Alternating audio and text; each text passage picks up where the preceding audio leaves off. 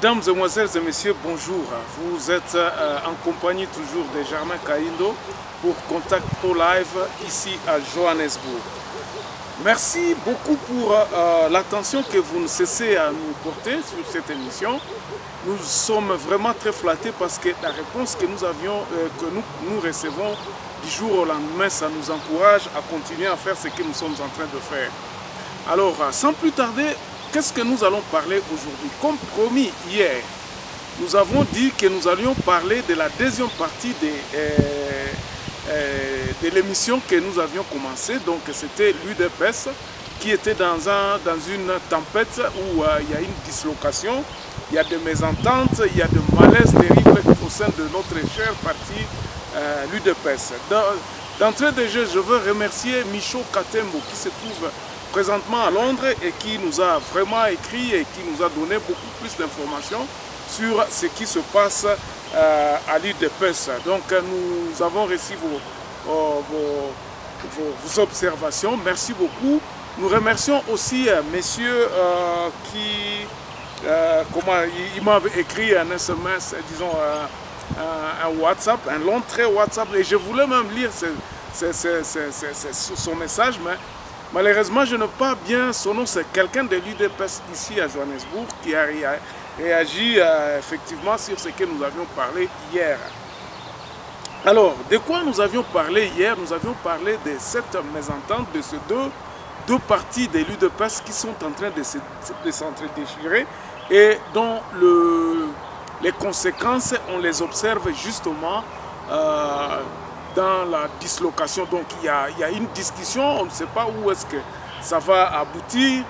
On dit qu'on est en train de faire un putsch pour le président de la République. Donc il y a des loyalistes que moi j'ai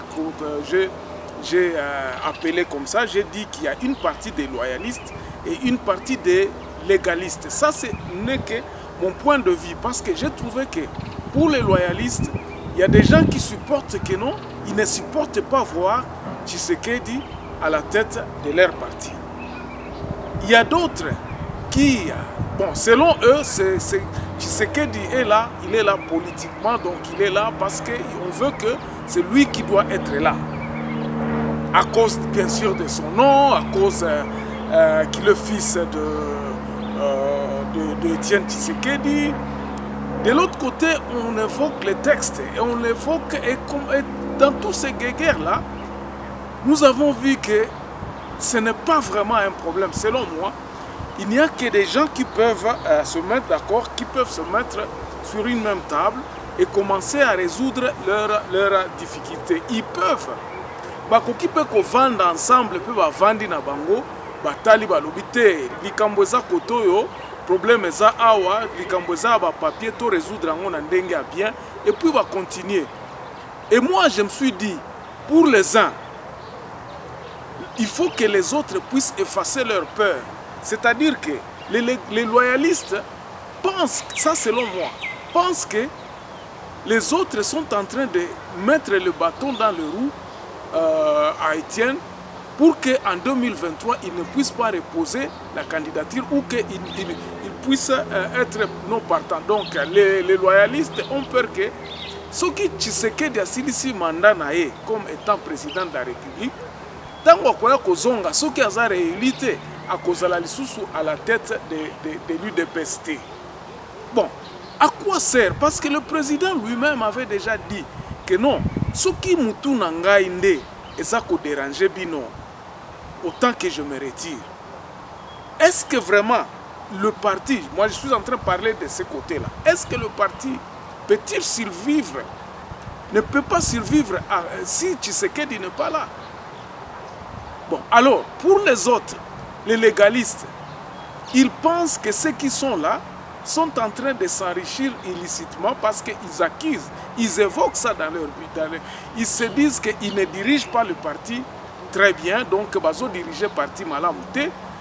Bazwa qui va député dans l'élection passée, donc ce sont qui ont géré le parti, qui ont cette faute. C'est la faute, ils ont incombé dans Bango parce que ceux qui IDPS Aza Lelo Nenga Zali n'a pas échec aux élections, c'est parce que direction na bango bazalaki na politique ya malamu te, ils n'ont pas pu implémenter ou redynamiser le parti na ba province. Ils ont cité des provinces du Nord Kivu, na Équateur, au Bazana Batouté, donc ils n'ont que 30 députés sur le 500 députés à l'Assemblée nationale. Donc c'est difficile pour gérer le pays na ndenge oyo. Et c'est ainsi que Bango, selon Bango, leur président a obligé à coopérer na fait cesser, a obligé parce qu'il n'a pas la majorité au Parlement. Donc c'est ainsi que en plus, légaliste, le président actuel a commis des fautes graves. Bon, et ça là qui faute grave en faisant par exemple que a signé Mukanda Moko, Bazolo Bake, et ça qui faute parce que na ko signé que non, intérim, atiki intérim na ye wana. On n'a pas pu préciser parce qu'intérim, vague. C'est un peu ça, c'est que j'ai compris un peu dans deux camps. Mais maintenant, aujourd'hui, nous allons traiter maintenant sur la gestion même de l'UDPS. Pourquoi cette frustration? Ngai naza koloba awa, c'est selon moi. Et ça c'est elokomoko oyo na monaka que et ça na kati ya IDPS que IDPS doit faire de son mieux pour que ba résoudre l'ikambwana pour que base et Kokako se retrouve. Moi j'ai assisté une fois kakananani na réunion ya IDPS en tant que presse. Je suis allé là-bas pour assister la réunion na Bango awa na Afrique du Sud. Je vous assure que j'ai été un peu dessus na organisation na makambo na yokaki na monaki que IDPS c'est ça quand même n'a pas désordre moi mine. Eux-mêmes le savent. Bango moko ba yebi que non. Ba structure na bango eza penza clarté. Ba se réclama kana base ango eza organisé te. Alors ils ont des membres. Moi je n'ai pas trouvé vraiment ba organisation oyo ya ba parti politique mususu ndenge ba globaka. Voici les Makamunenge Zalaka, qu'est-ce qui se communication y a parti et les calendriers. Peut-être que c'était pour moi la première fois, peut-être que ça, mais moi, ce que j'ai entendu, Nandenge Bawele la d'abord ba poste, la façon dont la partie Nabango fonctionne, j'ai trouvé qu'il y avait vraiment des lacunes et qu'il fallait pas réorganiser. Problème na bango interne. Le plus flagrant c'est quoi? C'est que il n'y a pas de schéma oyo batu oyo, disons sur le plan organisationnel quoi. Na base s'organiser kandenge nini na côté ba cellule qui peut être la démocratie na kati ya ba cellule wana ezala kandenge nini. Donc eza problème communicationnel, je crois, je ne sais pas si et ça problème ndenge na fréquentaka bango mingité ou quoi que ce soit, mais j'ai trouvé quand même bizarre que bato bazako se retrouver par na ba poste ezaka ka bato ba Osaka ba ton na bango. Donc il faut ça oye banana Kinshasa po ba nommer au côté. Ce n'est pas les dirigeants des cellules qui donc démocratie auto ebani par exemple netina na lobaka na côté à sud côté de Tozali. Cellule na biso ndenge to se réunissaka toza reconnu na côté à branche ba branche et puis ti côté à likolo. Donc toloba cellule à 20 personnes awa to yebani to yebi que non secrétaire na biso côté akendaka côté kuna. Donc na ba niveau nyonso eza ndenge wana te. Donc tu peux te retrouver neti na ba district je n'ai pas bien compris ce qu'ils disent parce que il n'y a pas de cellule. Na IDPS, je crois, ça c'était mon impression, c'est pour cela que j'ai dit que on a Zoloba Awa, ça n'engage que moi, on a Monaki. Alors, de ce fait, Makambo Ezo le Kana IDPS, et ça là, de façon que à la base, Batu Oyo, Boba combattant, se retrouve à léser. Qu'est-ce que. Règlement Nini, et ça pour définir profil, par exemple, il y a Moutoutel. Qui peut être le CG pour que na base bayeba que non ponga nazala CG ponga nazala boye voici les critères pour que nazala dirigeant et je crois que Owanande est à respecter. Donc on ne définit pas le profil de leur dirigeant. Le profil à dirigeant d'abord na IDPS est à définir. N'importe qui a kokiko zala suka ayebika koloba mingi a kokiko sala makelele a ke Kinshasa tango aye kuna ba reconnaître que o mutu wana nde toyebi.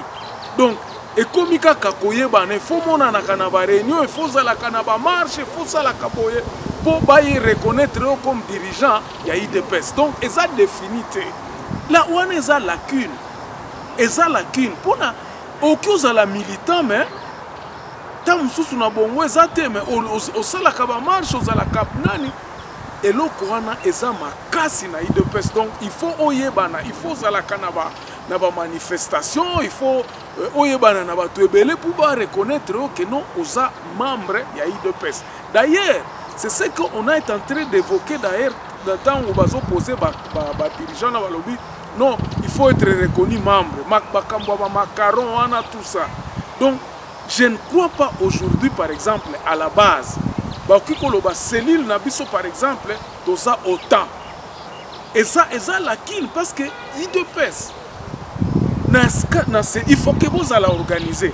Alors, dans des organisations au Ezali, je ne crois même pas qu'ils ont une politique, par exemple, pour faire véhiculer ma poste et disponibilité à ma poste. Parce que ce qui est que disponibiliser, Ezalanet na valve moko par exemple, net na université, tant que tu boyaka, ozana basango na biso que non, écoutez, na kati ya IDPS to gagner, hein, je parle maintenant sur le plan national, parce que Elokwana, quand je regarde limité, ndenge total aka ndenge IDPS ezo fonctionner c'est comme si eza organisé te bokomo on a bino moko boza na preuve que ba ministre tant ba nommé bango bake ba komi ba ministre ba komi ko se choisir batu na ndenge kaka o ba yebi eza na règle mon côté ministre akoki koloba bon OK ba ministre on a d'ailleurs la plupart bon, enfin, na évité, na bango mingi te parce que bazala na IDPS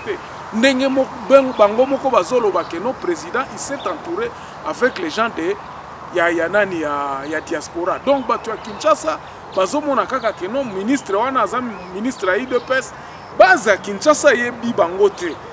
Bon, boza tout fois na Kananga IDPS ça partout ça même en Afrique du Sud.